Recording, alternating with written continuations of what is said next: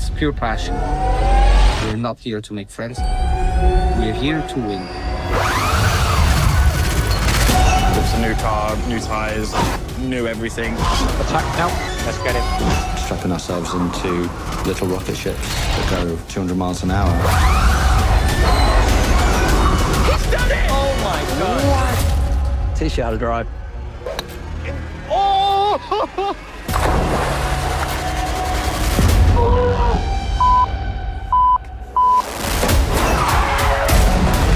As an owner, I just want to win races. He's like praying to God every single corner.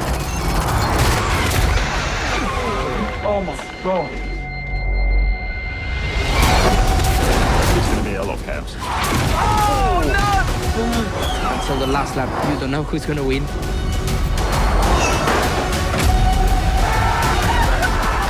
That feeling is unreal.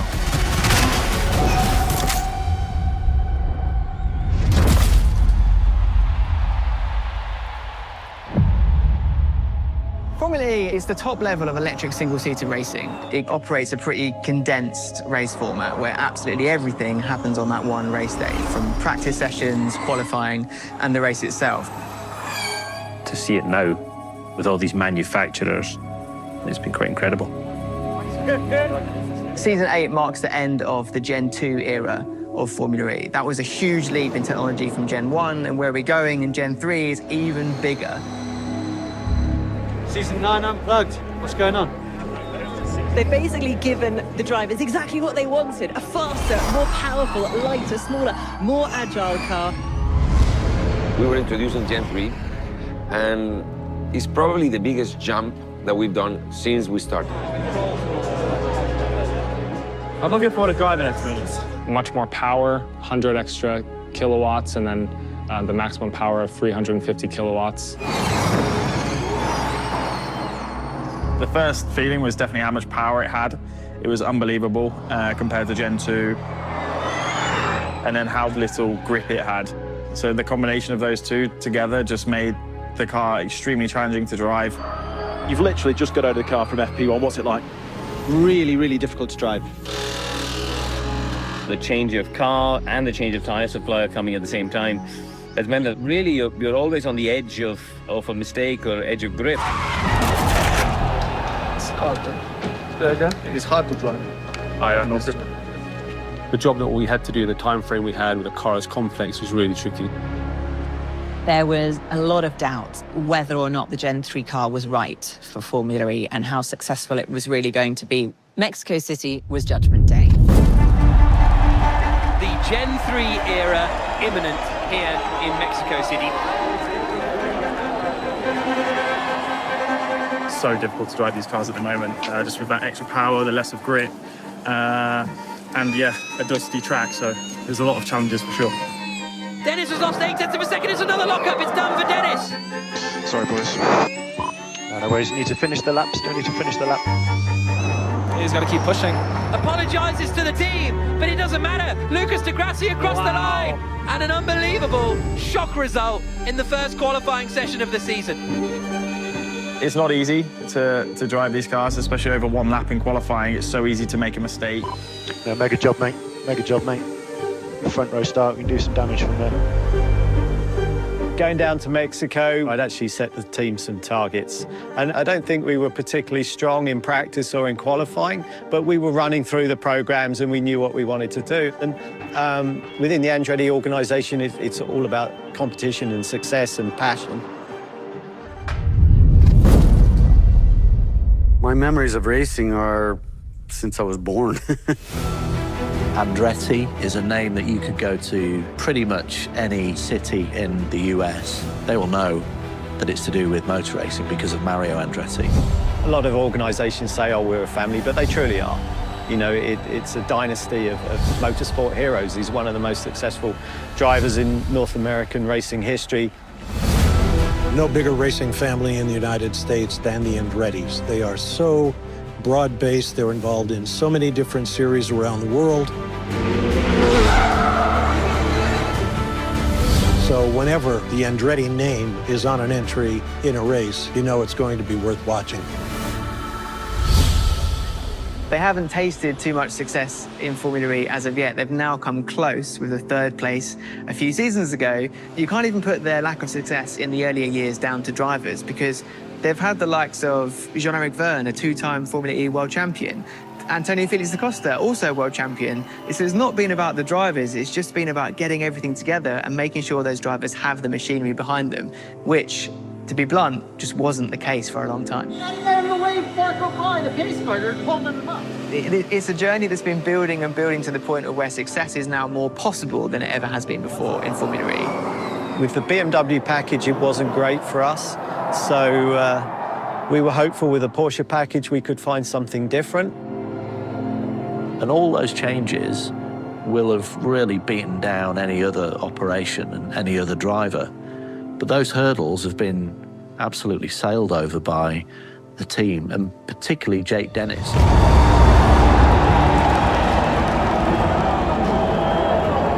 We were in as good a shape as we could be for an operational perspective. The question mark we had was the overall performance. Radio check from my side. Yeah, clear. To win at least one race, that was kind of the internal team targets. And we go green in Mexico City. It's a decent getaway from De Grassi. It's a very good start from Jake Hughes. We were the quickest car, and then it was like, hey, gloves off and try and actually win this race. I feel like this is a year where, I've got the opportunity, I've got the package to really try and win this championship. It's ultimately down to me and the team to do that. Mode one. Through to the lead goes Dennis. Jake Dennis takes the lead of the Mexico City E-Prix. Good effort, mate. Keep it up. And Jake Dennis starts Gen 3 of Formula E with a superb, dominant win in Mexico City. Oh my God, boys, what have we just done?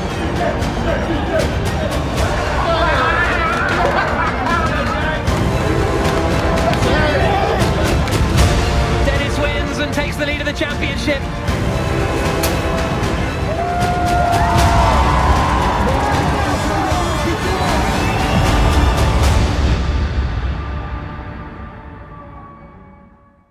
I'll do that bit. No, because I'm amazing. What? Who got the ranch out? Me. That's your favourite. Is incredible. I've actually got a small obsession. I ordered too many. I've made a few errors along with Amazon over the times. I ordered 3 packs of these, but I expected it just to be 3. So I now have 36. Yeah, it's expensive for you. Back home in the UK, I switch off. So much stuff. Alexi didn't really know anything about motorsport, so she's more invested now, which makes life a lot easier. I'm very quiet when I watch the race, and that's mainly just because I'm focusing so much, but I'm also like, anything can happen. It is a dangerous sport. There's definitely a different side of you when you don't have a good race. Yeah. But you don't let it get the better of you. Yeah, it's good for you. I'm like, what do I say? But yeah, I feel like your highs and your lows. I feel like, and you're in a relationship with someone, if you have a good day, then I got the same emotion. And if you have a rubbish race, then I feel just as bad as you do. Yeah. Did you hear that? In terms of racing, I'm very happy where I'm at in Formula E. My sole goal right now is to try and win the Formula E Championship. For all of Jake's fun and frivolity, he's a very serious guy. He works really hard. Jake Dennis is probably the most underrated racing driver in the world right now. Formula E cars are very different to drive than other race cars, and he's taken to these cars as good as anybody I've ever seen. After qualifying in Saudi, I qualified 12th for the first race, and so if we can try and scrape a top 8 or a top 6, that's a pretty good, points haul. Dennis in attack mode, breezes past. He's making really good progress here. He knows what he needs to do to go quick in the car. I think it's something that's very difficult to learn and feel, but he's got it, and you know, I think he's the best out there, to be honest with you. Mate, surely we go attack. A firm, or strike now. Dennis has got ahead of Rast. Jake Dennis is now up into 4th place. He's asking intelligent questions. He's thinking about how the race can unfold. Dennis going for it. For 2nd place, up into the chicane, and he's through. Can Dennis win this? He's listening to what the engineering group is saying, but then he's saying, well, I'm the guy driving the car. This is how I see it unfolding. Loving this pace, mate. Keep it up. Dennis was the championship leader coming into this one. He still might be. Looks to the inside of the final corner, but Wehrlein holds on. Wehrlein wins for Porsche.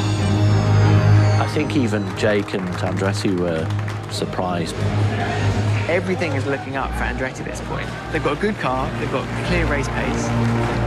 Surely at this point they're like, let's go get some more. Here comes Dennis, and 5th position this time. All right, let's go hunting. Agreed, brother. Is this going to be a move from Dennis? He's made 6 overtakes so far. It's going to be 7 now. We go up into the chicane. Dennis to the inside, and he's through. Dennis up into 2nd place. Okay, mega work, mate. Pascal Wehrlein does the double interior. 2nd place for Andretti. Get it. Well done, mate. Mega effort, that.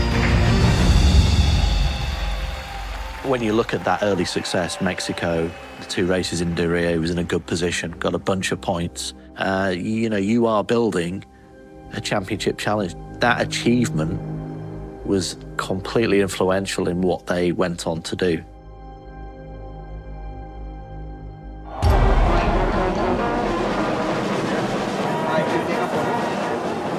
I don't think for a second Andretti expected to be as prolific as they were in those first 3 races.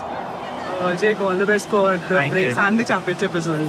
One way to go, yeah, man. Yeah, but still, a great start to the season.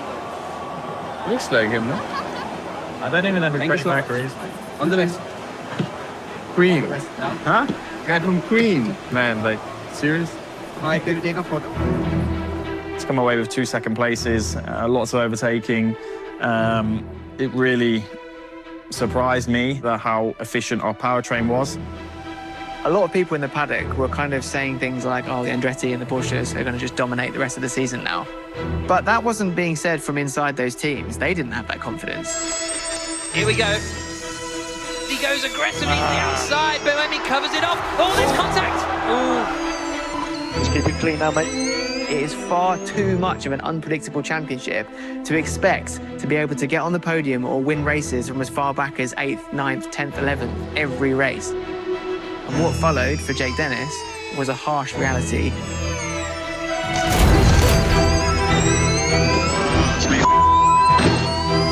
It's Andre P10. So for Jake, you've gone from this amazing start to the season, and then suddenly you don't score a point, I think, in about 3 months. Jake Dennis has been given a drive-through penalty. Weekend can't go any worse. Losing the championship like this. So. Not great, to be honest. I think it started to play on his mind that he hadn't scored points, and his lead in the championship was being eroded, and he was no longer in 1st place. And I think Jake was starting to feel a little bit of pressure as well. Who was that? Didn't see it. The people are incapable of using the brakes. Automated circuits where it's like long straights into big braking zones, there's always a high risk of people missing their braking zones and, you know, locking up and then crashing into you. And that's exactly what happened in Sao Paulo. So I lost the championship lead. I was losing points to Pascal, who was, you know, scoring top 5s. It was difficult to keep the morale high in the team. I think that was really the biggest thing.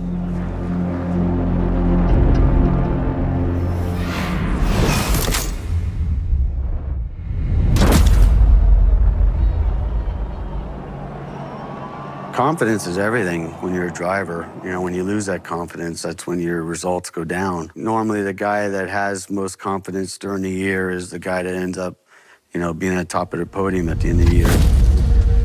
What do you think about my home track here, man?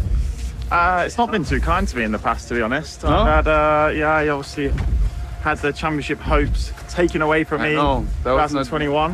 Dennis is in the wall! This is a pretty crucial weekend. How are you going to maximise it? Maximise it by seeing the checkered flag. That's really the first key for us right now, to see the checkered. Berlin was a very pivotal weekend for both Jake Dennis and the Andretti team, because going into that weekend, points were pretty much essential in order to turn his bad luck around and keep pushing for the championship. The first race, the chaos of Berlin consumed Jake Dennis, and it didn't go to plan. Super late on the brakes! Dennis! Dennis has thrown it! Unfortunately, I'd say for Jake, he made a mistake. He was trying to pass Max in the Maserati and got caught out. To make matters worse, Antonio in the factory Porsche was behind him. It was his Acosta, did he get tagged? That's it. Broken suspension. Is there any conversation to be held with Jake tonight? He apologized, which I respect. But I still lost 12 or 14 points or whatever. So. Yeah, it was another non-points score, which was like 5 in a row by that point or something crazy. And the morale of the team was so low. And, you know, the debrief after the race wasn't great. And I just knew that the team needed a big result.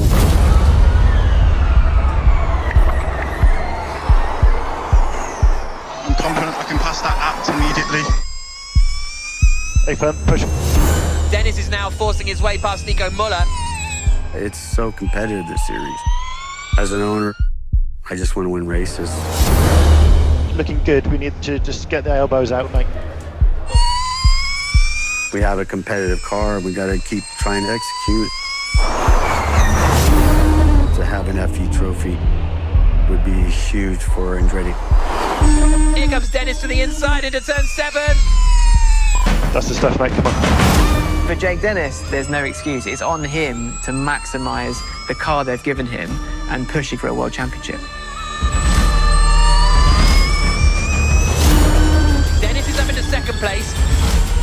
Keep it up, mate. Make a job. 8-0-6. Copy. One left-hander to go. Woo! Me, we're seeing a checkered flag, boys. Oh, man, what a race. Back in the points. Yeah, great job, Jake. Good to see you on the podium again. Obviously, what happened to me in my rookie season, you know, when we were en route to win the championship. And then second year, we were just slow. You know, we didn't score any points. And this year felt like a big redemption. Back on the podium since January, and it's now April. So big point score.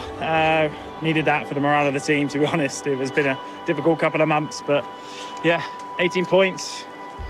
Time for a beer. We're sort of reset. We've broken the curse of the no points, and we're ready to go in Monaco. Third place for Jake Dennis, but another podium. Consistency in Formula E is hard to come by. There are so many pitfalls along the way.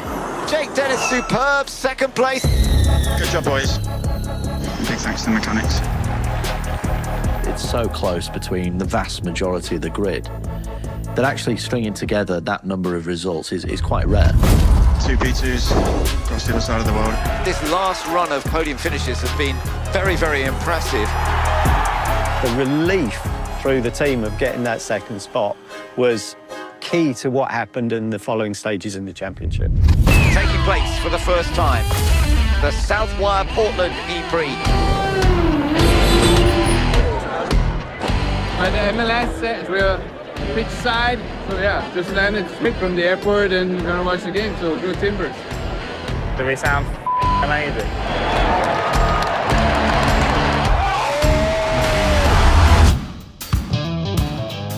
Racing Formula E in the USA is something that everyone in the paddock looks forward to. I think when losing New York, I was a little bit worried that we might not go back to America at all, but to sort of stay in the loop of America racing at the moment, I think is super important for Formula E. It's obviously great Michael's here this weekend. I haven't seen Michael since New York last year, so he just wants us to keep performing as we are. You know, we're on a 4 podium run streak, so added pressure for sure, but it's welcome pressure. I like it, and hopefully we can do a good race for Michael. Good crowd. I think we're going to have a good crowd today. Talking to Kevin Savary, thinks it's 30,000. Yeah. Two of the biggest names in US racing, Penske and Andretti, they have to be racing in their home territory.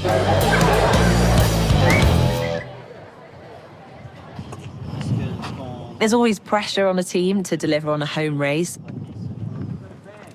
particularly for this one in Portland. We just need to make sure we're there at the end because it's going to be a lot of chaos. Love it. Yeah, we love it. We love that though, don't we? Jake Dennis sliding a bit, but doesn't get her close to the wall. He's kept it clean. Jake Dennis has taken his first pole position of the year. Oh, did we get it? Yeah, baby. Mega. Woo! Boys. Good job, mate. Well done. Every lap he did.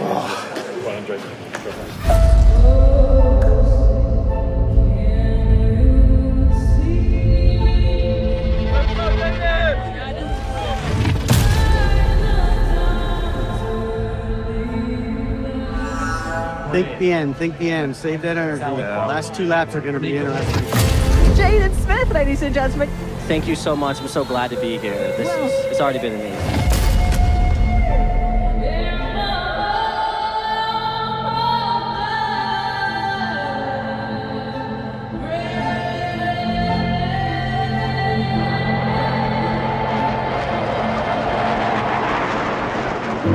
And when you've got the legacy in Portland that Andretti do, how can that not add more pressure?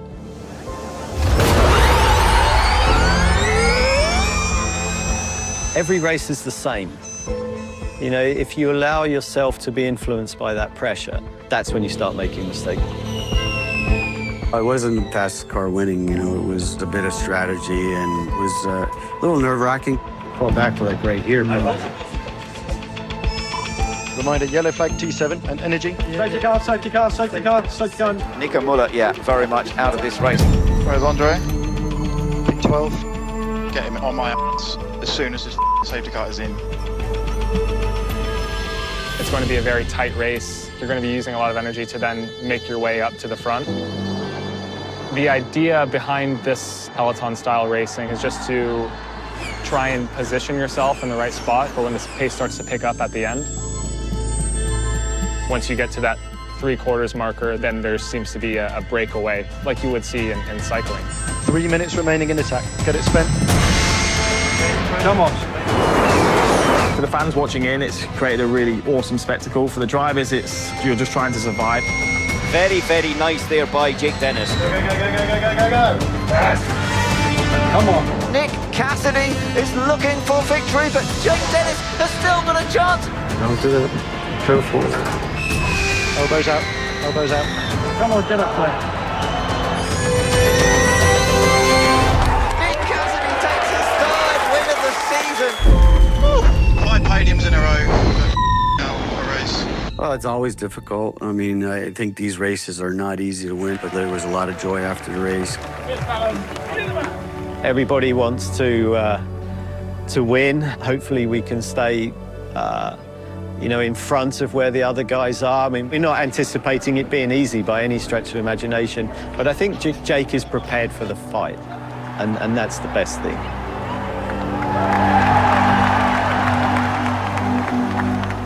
Five podiums in a row as well for Jake, so, you know, if we can just keep that streak going the rest of the year, you know, things will be looking good. I don't know many 36-year-olds that have personalised dog bedding. Bert! It's Evans! Oh, guys, I'm so sorry. Luke Express is known to be the most successful driver in Formula E history. Roll. You okay, buddy? Man, I need a win, man. Where the f*** Pascal? Crikey.